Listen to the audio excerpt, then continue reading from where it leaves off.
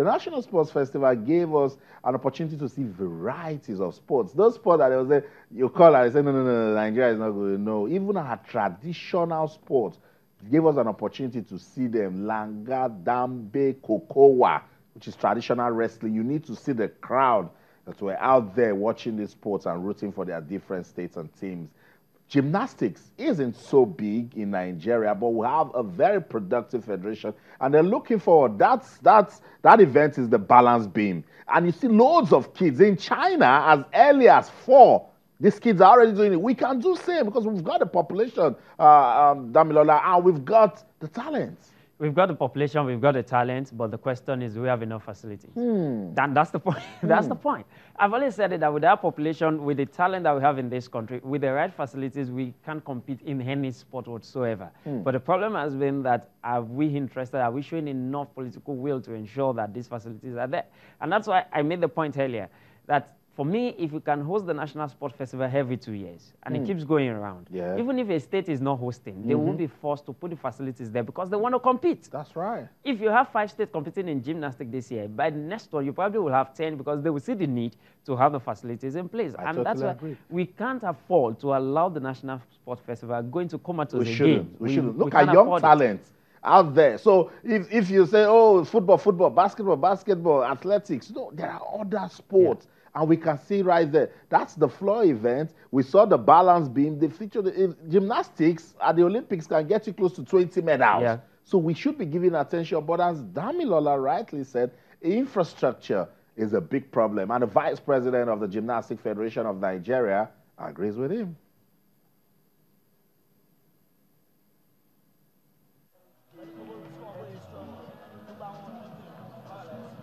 You see, gymnastics is a sport that always requires equipment, and that's one of our biggest problem. We didn't have equipment. You can even see, even here in Abuja, we don't have sophisticated, latest equipment for gymnastics. So honestly, this is our greatest challenge, equipment in gymnastics. That is what is bringing us back. How can we develop more gymnasts? You see, the only way you can develop more gymnasts is, there was a program before where a gymnasium is built in each of the geopolitical zone in Nigeria. The purpose of this development is to maybe develop the game at the grassroots, where everybody will come, especially from the primary school to secondary school. This is why you can see athletes and develop athletes. Gymnastics is a game that requires people that can have, from the beginning, at the earliest stage, so that they can be able to twist and maybe develop with it. You cannot just develop a gymnast at the age of maybe 15 or 30. So that is why we need this equipment to start developing the gymnasts. So that's it. I said it once again, grassroots.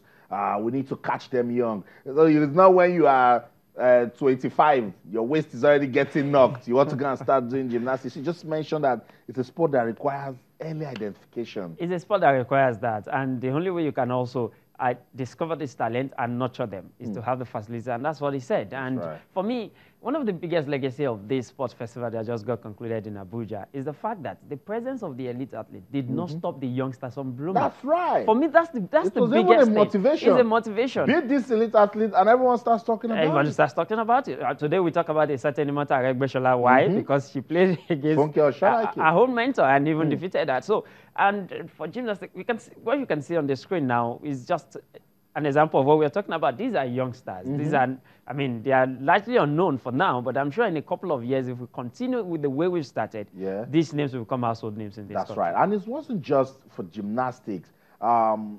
We also saw in chess, Scrabble. You will see chess now, Deborah Quickpen from Bayelsa. She's just 6.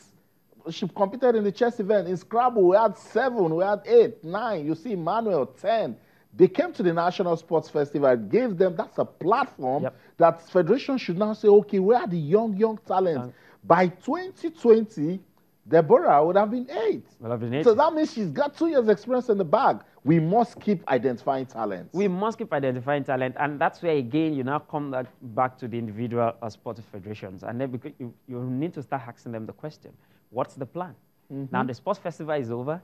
The athletes are here. We can identify a few now. What's the plan from these federations to bring them together, to nurture them, to track them, to ensure that those that are still in school, are you still tracking them? Yeah. What is your program ahead of 2022? How many tournaments will they be able to play going to that Olympics in Tokyo? Yeah. Because again, discovering is one. Getting them engaged is another, because that's where experience comes from. The fact that I can play does not mean I'm experienced. You get experience by competing regularly. When they beat you, experience in the bag. You go and learn from it. You will see pictures of these chess players, and with the board games, it's intellectual. Yeah. So you see a 6-year-old girl already competing at the National Sports Festival. Her mom and dad are also chess players, and so she's so fired up. So you meet her when she's 10. And she said she's been playing chess since she was 4. And you'll be like, what's that? So much experience in the bag already. Yeah, so much experience in the bag already, and we can't overemphasize that. The fact that we must get them engaged, we must ensure that these boys and girls are given the right, totally the right training. And then also, maybe one other thing we've not mentioned that is also critical is that, do we have qualified coaches to nurture them? Because that's another point. To have the talent is one. To have the coaches to actually nurture them in all these sports, another story entirely. Because some of these sports are not as easy as football. They're not as easy as your basketball. We also must have a plan to train trainers that will keep these ones and nurture them.